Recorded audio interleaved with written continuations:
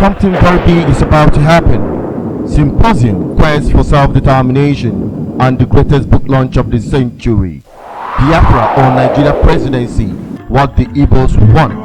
Authored by Barrister Emeka, Solicitor for Indigenous People of Biafra, on 3rd August 2018. Venue, Royal Palace Hotel, Abani Road, Dalgi, Enugu. Time, 11 a.m. prompt. Chairman of the occasion, Dr. Dozie Ikedife, Deputy Chairman, Biafra Council of Elders, Father of the Day, Chief John Nyawodo, President General Ohaneze Ndibo, Book Reviewer, Professor Mark Anibo, former DVC Uniport, Chief Host, Dr. Atowangwo. This symposium and book launch is organized by the Mobbing Initiative, DMI. Be there.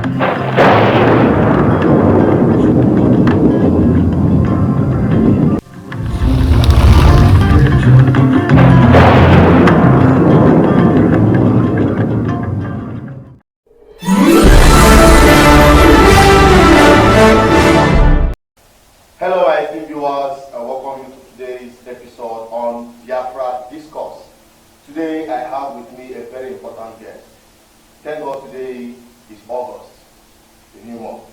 But there's something behind this August, because I have an August visitor. It's not just a layman, it's not just another man when it comes to the Biafra project. I'm talking about the author of the book in town, What is About to Break Loose in Igbo land. I'm talking about the book written by Barrister Emeka, Biafra or Nigeria President, What the Igbos Want. That's whom I have on the studios, and I'm glad to introduce him to the studio. Hello, Barrister. You're welcome to BVI Channel 1 program. Thank you very much. All right, sir. There is this book you've written. It is the talk of the town, which will be unveiled or launched tomorrow. Okay, now, what's the book all about? We want to get why the book, Biafra or Nigeria Presidency, What the Igbos Want. What is it special about this book? Well, the book comes to answer that important question because there is a cacophony of voices and opinions among the people of the Igbo nation. Some want presidency, some want Biafra, and so that book is an answer to the quest of the majority of the Igbo people. So that book settles that question permanently because we had to conduct a statistical survey to be able to determine what the Igbo people want. All right, now, someone have referred to that book as the Bible or manual for liberation of a people. So what about that book that makes it? Yes, yes. I think whoever described it as the Bible of manual for self-determination is right because by the grace of God, I went to the roots, the foundation, to find out exactly what the problem was or is or shall be if not tackled now. So I was able to find out the heartbeat of the majority of the Igbos, what they want. They want freedom. Okay.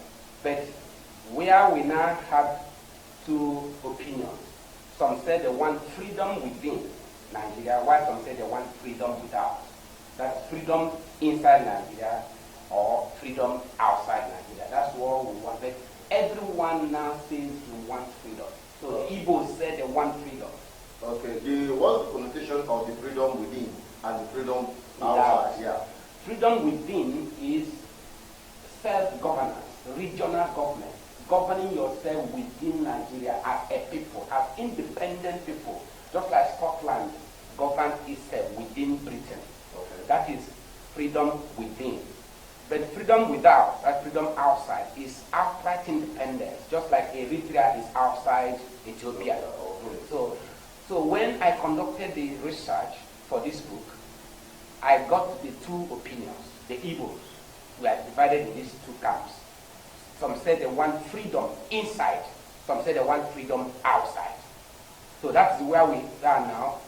So, but as a professional, I said, okay, let's start building from inside. Okay. Yes, let's start from building from inside, since all of us want freedom. When we get freedom inside, like Scotland, we have freedom inside. Then, at the time when we are now ready for freedom outside, we can now go full freedom outside. Just like then we'll have our own regional parliament that can pass the bill of referendum into law for us to now vote for outright independence. All right, now, before going into the how on the process or the process of self-determination, especially in Nigeria today as Biafra Pride states. Now, the context of Igbo, IBO, and Igbo, IGBO, has been a serious issue, especially when the book was brought to the public domain on social media and other platforms. Many people started telling, why Igbos? Why not Igbos? What's that all about? Yes. Most of these things were out of ignorance. I remember one learned or educated, I won't say learned because learned is used for lawyers. Yeah.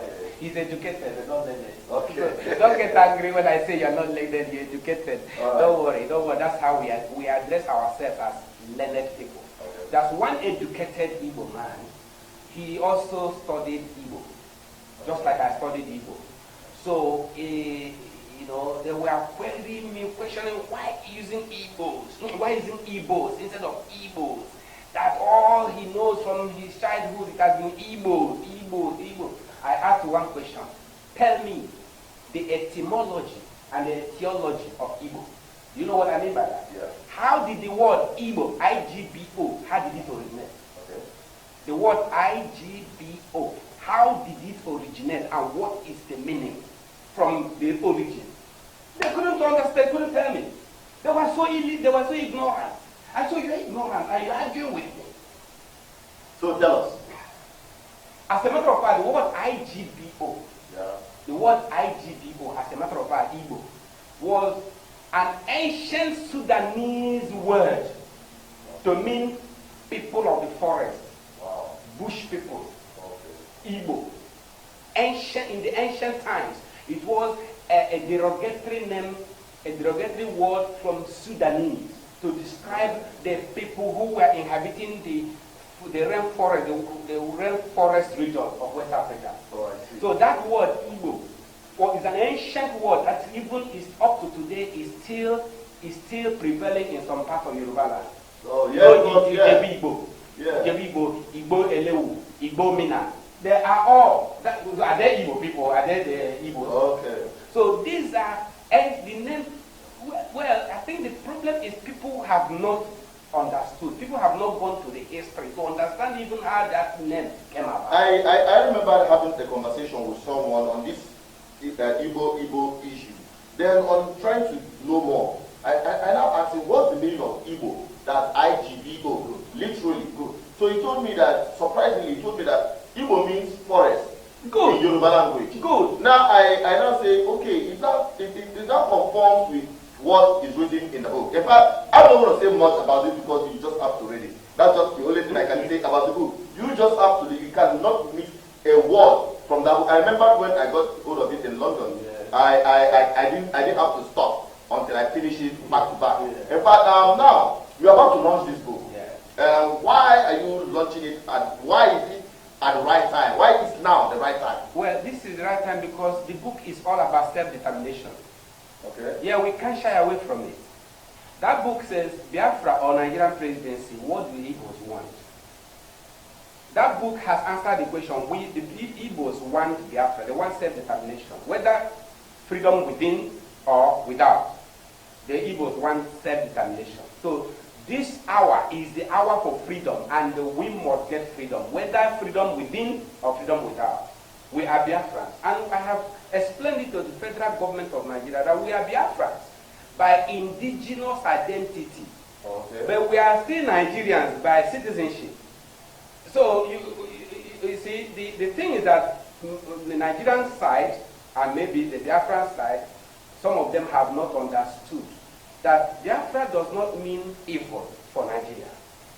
Biafra does not mean evil. It is our native identity. It's our indigenous identity. We were not destroyed. We were not exterminated. We were not annihilated. We are Biafrans living in Nigeria. This thing you see me wearing now is before the court. I placed it. This is Exhibit B15 placed in the Federal High Court, that this is our native emblem, and we have the right to identify ourselves with our native emblem. We are not kicking against Nigeria. We are a people living in Nigeria, and you cannot destroy our native identity. It is impossible. In Britain, for instance, the Scottish people know they are Scots. Okay. Irish people know that they are people of Ireland. Yeah. They know the Irish, the Welsh, the Anglo-Saxons. Yeah. All of them maintain their indigenous identities, and yet they are all British citizens. So why can't we still be Nigerians, but we maintain our indigenous identity? We are Biafra. So that's where the word indigenous people of Biafra came out from. Yeah, that is how. When I was reading, actually it was in 2007 when I was writing this book, when the United Nations promulgated or passed the law we call the United Nations Declaration of Rights of Indigenous People. Okay. So that was when I now use that name, Indigenous People of Biafra, because I was writing the book that time they produced the major declaration. Yes. Okay. And I said, okay, since Biafrans were not annihilated, then the remnants of Biafra land, the remnants of the people of Biafra are the indigenous people of the land of Biafra. So that's why I coined that word, indigenous people of Biafra. So describing the Biafran people as people that have been existing before colonization. Exactly. Because that is the literal description of who indigenous people are. Exactly. But when they made that proclamation or declaration, we went to research to find out who is an indigenous person. Like if I am in UK, I am not an indigenous. You are not indigenous. You are not an indigenous. But when I come back here, I'm indigenous. Yes. Biafra. Yes. I'm not. Why not indigenous Nigeria? Why not indigenous Nigeria? It's a good question. There was no Nigeria. There was no Nigeria until 1914 when Nigeria was created. So actually, there is no person called indigenous person of Nigeria. It's not possible because Nigeria is a creation. It's an artificial creation. Okay. But we are indigenous people of the land. We have ancestral roots. And that is the fourth world geopolitics that will take over very soon. Okay. The politics of the world is shifting that way now. Eventually the nations that will stand in the end are the geopolitical nations. That is the power of the fourth world geopolitics. Because that ancestral blood is linking all of us together. Okay. And you cannot destroy it. Okay. You cannot destroy it. So eventually the fourth world geopolitical nations will emerge. All right. That is, Biafrans will emerge, whatever name they like to choose. Okay. So even if they say, okay, well, let us go zonal, geopolitical zone, the southeast or south-south or southwest and so on, eventually it is the same people that have common heritage, common ancestral linkage, common ancestral blood will eventually team up together to form that homogeneous nation. Okay, now, this since after the war, 1970, that's the war between 1970, yes. Until now, there has never been this kind of agitation for self-determination, yes, from the Biafran people as it is today. Yes. Now, whether self-determination to have independence outside Nigeria or within, what is the underlying factor, the root cause for this current agitation? Well, the root cause is evil, persecution, maltreatment, injustice. Because when a people are maltreated,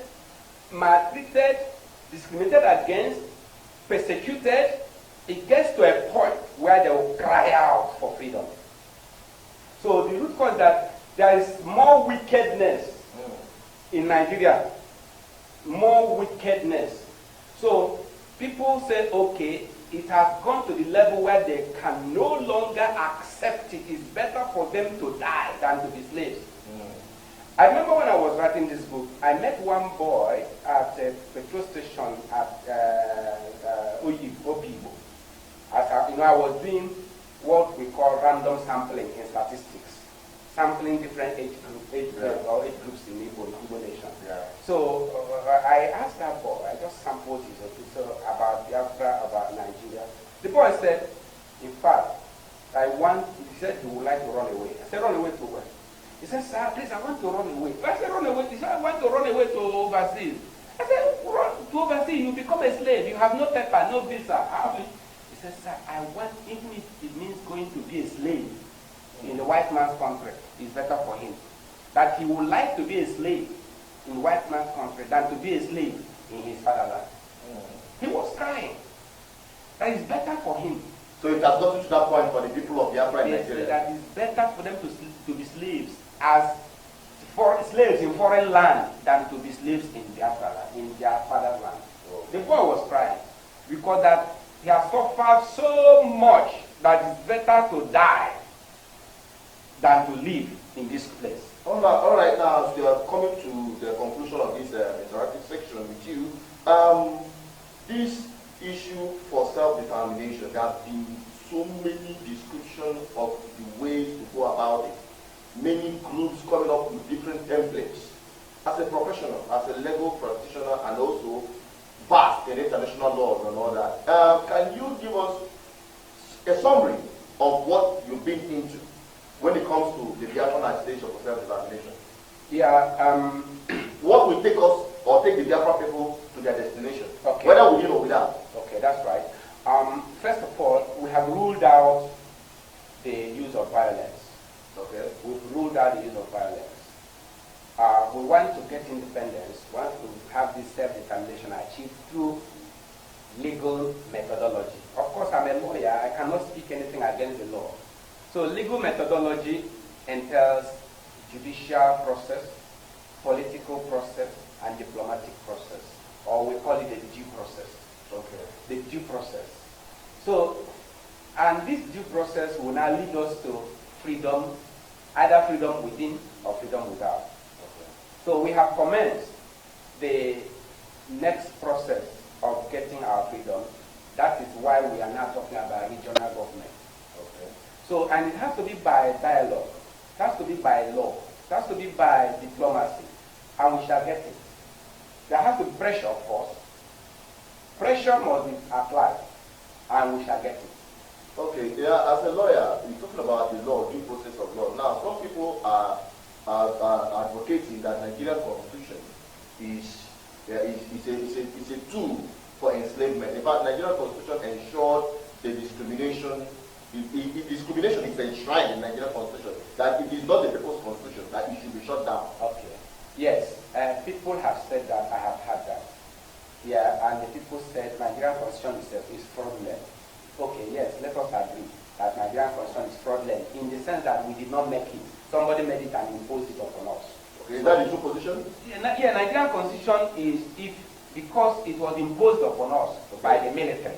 We did not make it. So for you to say we the people, because the constitution says we the people, is a lie. So it's fraudulent. To say we the people made it when we did not make it. So it's a lie.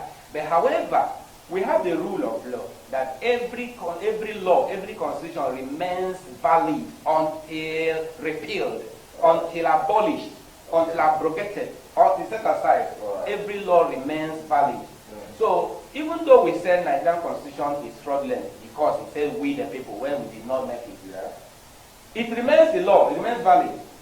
In any case, the Nigerian constitution, the Nigerian law, the lawmaker, the Senate, the parliament passed a law adopting all military decrees as laws of the National Assembly. That's why all the decrees made by the military are now accepted as laws of the parliament of Nigeria. Okay. So those decrees, like this 1999 constitution was a decree.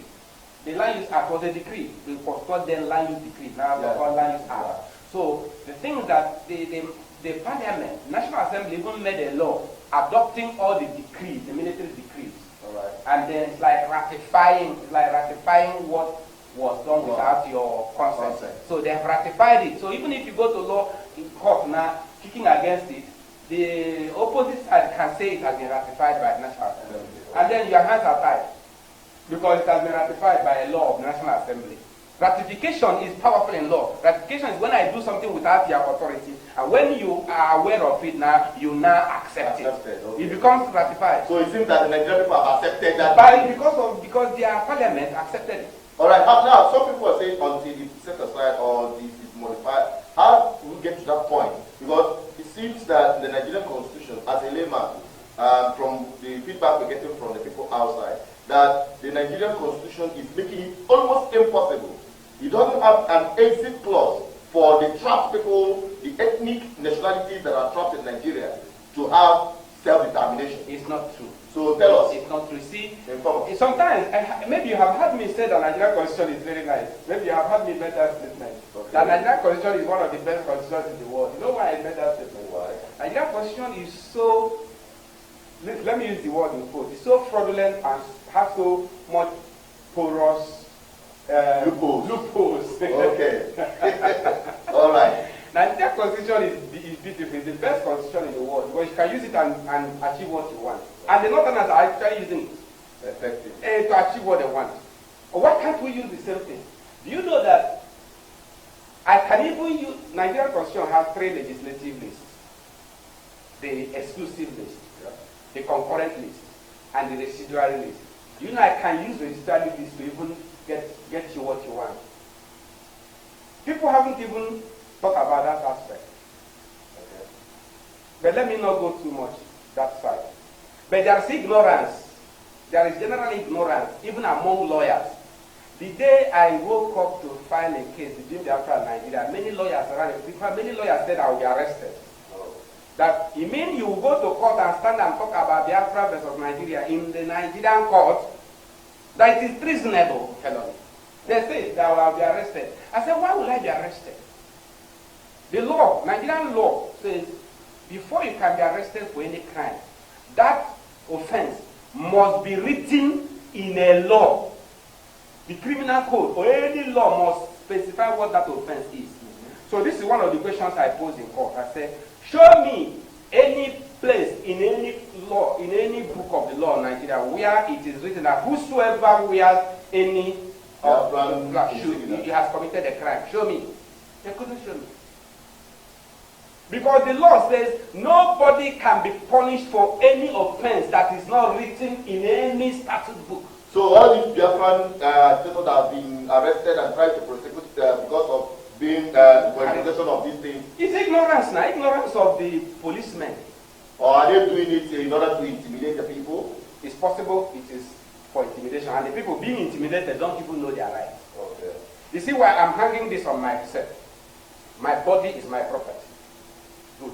Now, Biafrans are a people. We have lost our sovereignty. We are a people living in Nigeria. So all the territory you see now is Nigerian territory. Alright? Yeah. Nigerian territory. Now, if I hang this flag on my personal property, I have not committed any crime. Okay.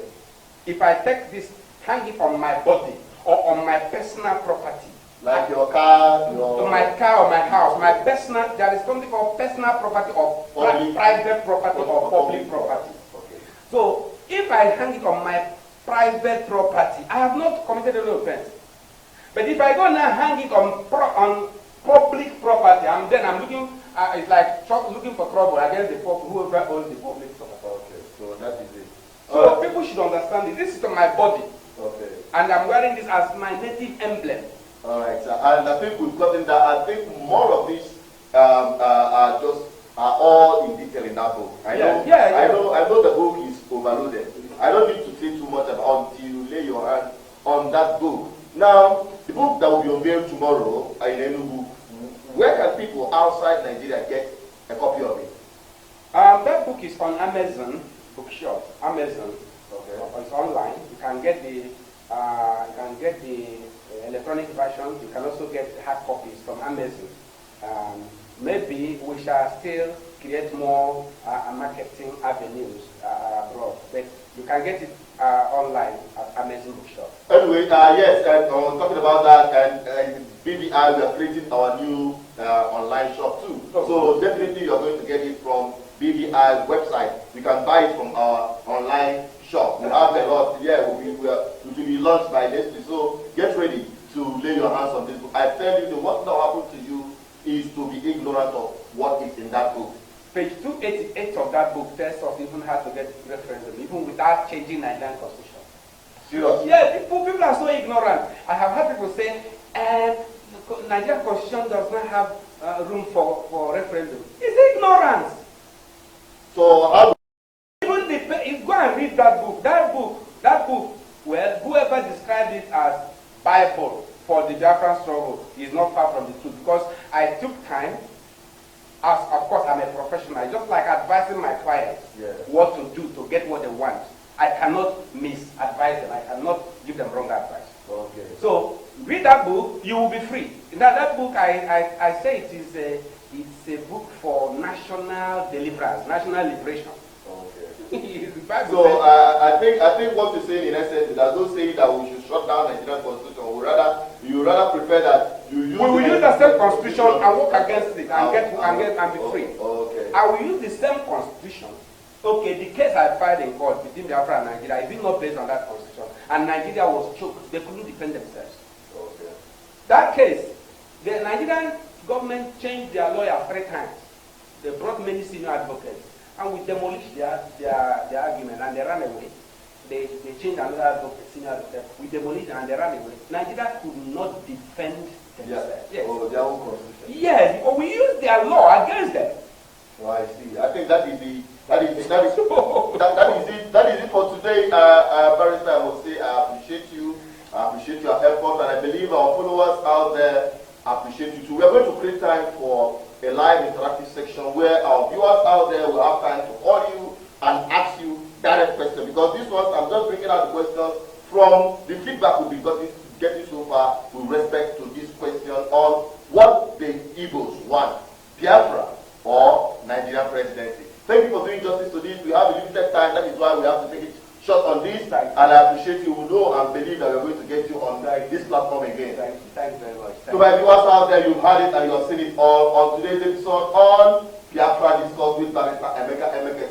The solicitor for indigenous people of Biafra. It's a pleasure to have you right here. And I believe you've watched so far. Keep watching, keep watching. Don't forget to subscribe to our YouTube channel. Follow us on all our social media platforms. Don't forget to visit our website, www.bvichanel1.com. From the description below, you will see our app links. Download them and you have all the information at the tip of your finger. Don't forget, right here on this platform, we tell you the truth the way it is. We are not here to try to buy you over with sweet words. We are not here to tell you what you want to hear, but we are here to empower you with the right information, because information is power. Right here on BVI Channel 1, we see it, we say it. Till I meet you next time, I still remain Association Peter saying, remain blessed and above all, stay safe. Goodbye. Something very big is about to happen. Symposium Quest for Self-Determination and the greatest book launch of the century. Biafra or Nigeria Presidency, What the Igbos Want, authored by Barrister Emeka, Solicitor for Indigenous People of Biafra, on 3rd August 2018. Venue, Royal Palace Hotel, Abani Road, Dalgi, Enugu. Time, 11 a.m. prompt. Chairman of the occasion, Dr. Dozie Ikedife. Deputy Chairman, Biafra Council of Elders.